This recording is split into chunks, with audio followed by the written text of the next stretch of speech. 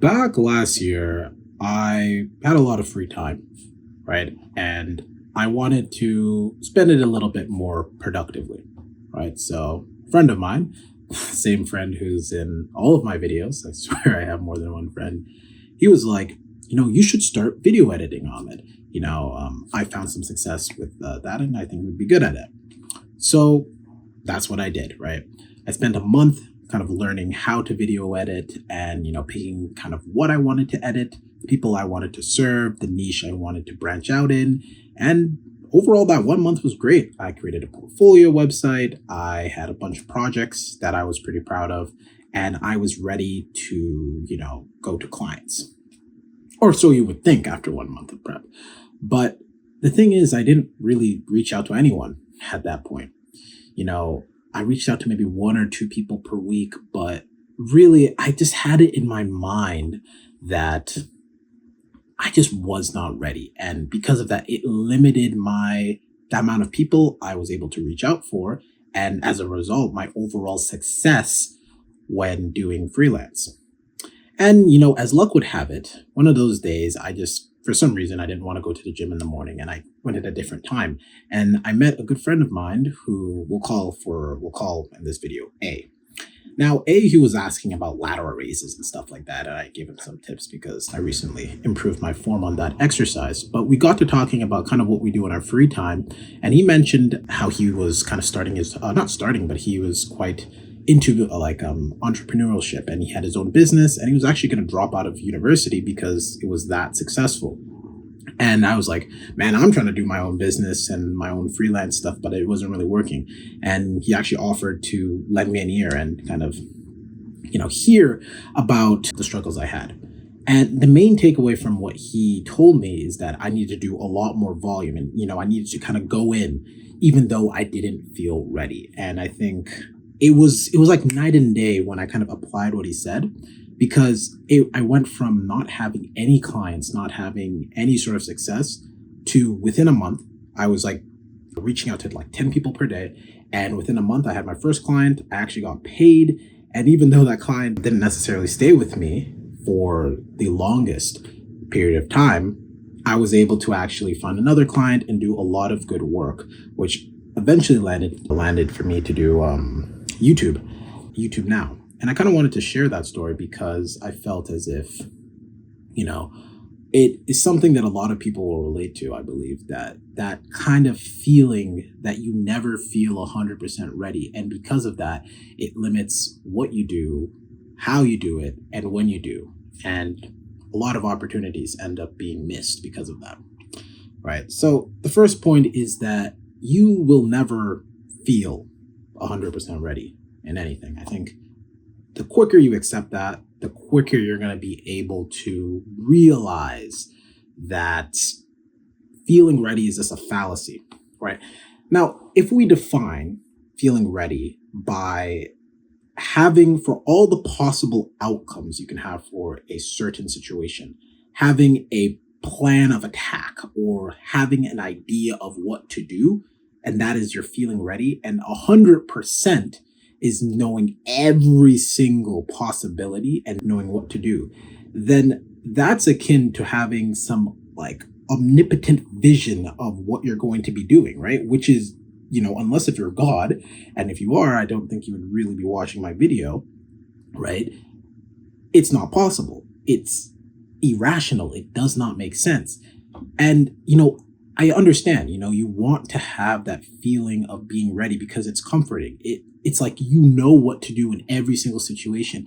But it's that idea of knowing what to do in every situation is what's going to get you in trouble. Because you need to be in more situations to know what to do in those situations, right? It's counterintuitive, right? Like if I want to know, for example, how to say, for example, talk to people about dogs, right? Well, I would need to know a lot about dogs. I would need to know how to have basic conversational skills. But the best way to learn how to talk to people about dogs, or this hypothetical situation, is to, now get this, to talk to people about the dogs. Now, it's a pretty stupid example, but you got to kind of do what you want to do to understand how to do it, right? The only way you can get better at the thing is by doing said thing. And we kind of limit ourselves in doing those hard things, or for example, for me, reaching out to clients, or drafting emails, or doing cold DMs, right? We limit ourselves from doing that because we're scared. We don't want to mess up. We feel like we're going to feel stupid. But let's be honest, you're going to feel stupid either way. So you might as well feel stupid and learn something out of it. Right. Now, the next reason, and something that my friend A, this was one of his big principles, is volume. Volume, volume, volume. And the idea that volume will always, not even 9 times out of 10, 10 times out of 10 will beat perfection. Now, what does this mean? Right. We're always waiting to feel ready, which could also mean kind of you're waiting to feel that you're like perfect at something. Right. But the problem is that even if you have a perfect product, even if you have the life-saving treatment, right? If nobody knows about it, if you don't have enough volume to back the quality, then no one's going to care, because you can't possibly care about something that you do not know. Now, this is obviously in context of like sales and, freelance, but this can be applied to anything, right? Even if you have the perfect, absolute picture perfect form when you're shooting a basketball, for example, like you are Steph Curry looks up to you. That's how good your form is, right? If you don't have the volume, you don't have the reps to kind of put it behind it, then it won't matter, because you won't be able to A, produce it when it matters, but B, it won't be necessarily consistent enough. Like, even though it's perfect, not a lot of people are going to know about it. And the volume thing is so important, because for me, when I started, that's not English. When I stopped I placed such a big value on like the outcome of what I was doing. And I focused purely on the inputs and what I could do to increase my volume. My results just followed, because the issue with me, and I think an issue with a lot of people, is that we feel like what we have right now isn't good enough. It isn't up to standard, and it may not be up to standard.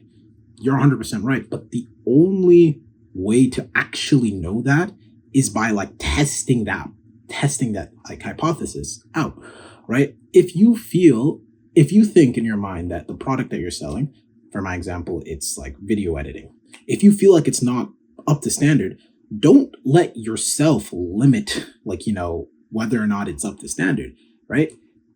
At least give your clients, or the people you want to sell to, the people you want to kind of serve, at least let them tell you, because you may be overly critical of yourself, right? Everyone knows we are like the most harshest critics to ourselves. But for somebody who perhaps just needs a little bit of help and needs a little bit of assistance with whatever they're doing, what you're doing and the products and the services that you're providing may be exactly what they're looking for. It may be 10 times better, right? And because you've limited yourself from actually giving yourself that opportunity to show them, then now somebody who would have been a very happy client, would have been exceptionally pleased with your work, no longer has that opportunity to actually see it or actually make use of it, right? So just back on track, right? Like, you don't want to necessarily limit yourself because you feel like you're not perfect. You always want to give as much volume as possible so that you can kind of learn. And if it's not good, they will tell you, right? And then at that point, when you ask for feedback, you improve it, right? You improve it. And I think that links to my final point, is that there's only some things that you will learn when you are kind of dealing with it in the real world. For example, right? I said that once I started doing my 10 DMs a day, I saw a lot more success. But that didn't come with a bit of drawbacks, right? The first 100 DMs I did, I was getting I was getting responses. I was actually not getting a lot of responses, which was a problem. And, it kind of made me go back to the drawing board, right? So I'd send 10 DMs, and at the end of each day, I would look at the DMs, and I'd be like, okay, what worked, what didn't work, and how can I improve it? Right? So for example, maybe my DMs were too long, right? And I needed to shorten them down. Or the stuff I was talking about, it wasn't personalized enough. So instead, I would kind of say, maybe look at a recent post that they did and kind of make it more personalized. Like, hey, I loved because I did a lot of fitness content or fitness influencers. So, hey, I loved your workout. I applied it to so and so workout, and this seems really cool. And then have a bit of a more casual tone instead of a professional tone. Like those small little tweaks, right? And you can find a lot of that information online or with AI or whatever, right? But until you start doing the thing and kind of making it more specific to your niche or whatever you're doing, provided that it's something that you want to improve at, you'll eventually realize things that, really won't click until you actually start doing it. And a perfect example was when I started taking calls and actually booking calls with clients. I read and I had like scripts and stuff, but like back, I think 2, 3 months ago, that was the first time I ever had taken a call for a client in my life. Right. And I had no idea what I was doing. And if the person or my client if he ever watches this video, I'm sure he would say like, I did not seem ready at all. And it's not as if I didn't prepare, right? Like this whole video, like this doesn't mean like you can't prepare or you shouldn't prepare. You absolutely should. You should do everything within your capabilities to do the best that you possibly can, right? But that doesn't mean like once you've done that, like leave it, like do everything that you can, but then don't let that be an excuse to stop you from working, right? But back to what I was saying, like I was not prepared for this, or not necessarily not prepared, but I never felt 100% ready for those calls because I had never done a call like that. And I was a nervous wreck, and a lot of things were just bad. And the important thing to take away from that wasn't the fact that I did shit on that that call, because I did. I'm not gonna lie to you. But it really did not matter what I did. I could have had a billion different things I could have done before that call. The outcome would have been the same.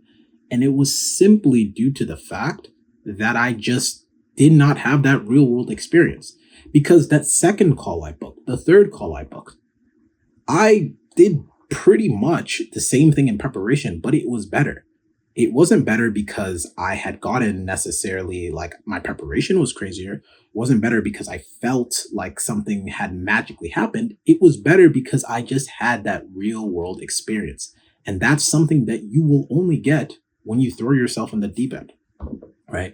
And I think for a lot of people, this might be, common sense, but for myself, like that was the limiting factor of why I was not able to kind of improve and actually see results. I'll give one more story, right?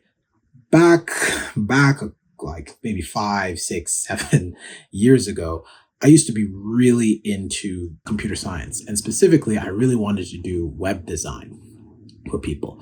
But I never got past the stage of actually making websites for other people because I was so scared, so afraid of the fact that I would be rejected if I went to ask people to make websites and whatnot. And hence I never did. And by the time, sorry, I had some amazing food just before, but by the time I was like kind of ready for like my skills were, I personally thought my skills were ready for web design, like AI and other tools made it so much more easier to do it. Then I just thought it was like, not a good choice. Now, am I making the excuse? Yes, but the point still stands. I spent so much time waiting to feel ready, and I never got that real life experience. And because of that, opportunities just kind of slipped my mind. Right. So to kind of end this off, right, I wanted to kind of bring in an objection that maybe people may have about, not feeling ready.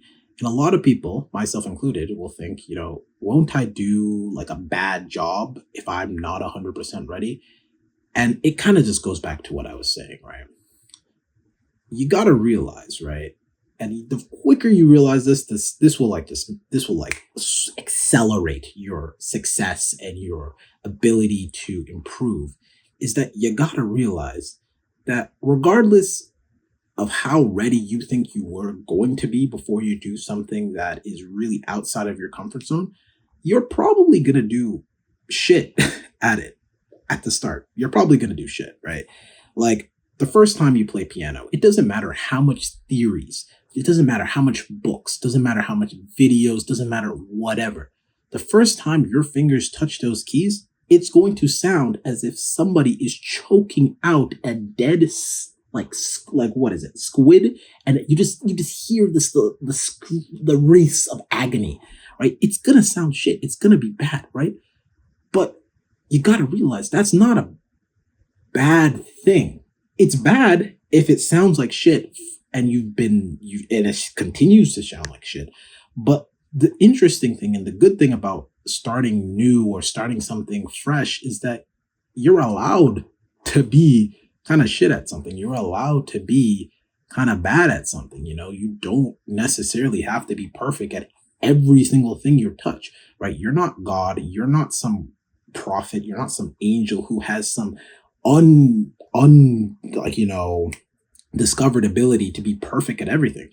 You're probably an average guy or girl who's watching this, and you have some things that you are kind of good at and some things that you're not so kind of good at, right? And the quicker you accept that, you're not going to be amazing at everything at first, but provided you stick with it and provided you keep going, even when you don't feel 100% ready, you will outperform and outdo most people. Because guess what? The fact of the matter is most people won't even start or won't even try because they don't feel ready.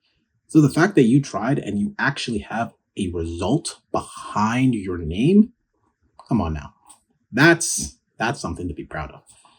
But yeah, that is what I wanted to talk about for today. Try to slow down my speech for this video. I felt my last one, I was talking really, really fast. Yeah, but hopefully you guys got some value out of that. And until the next one, guys.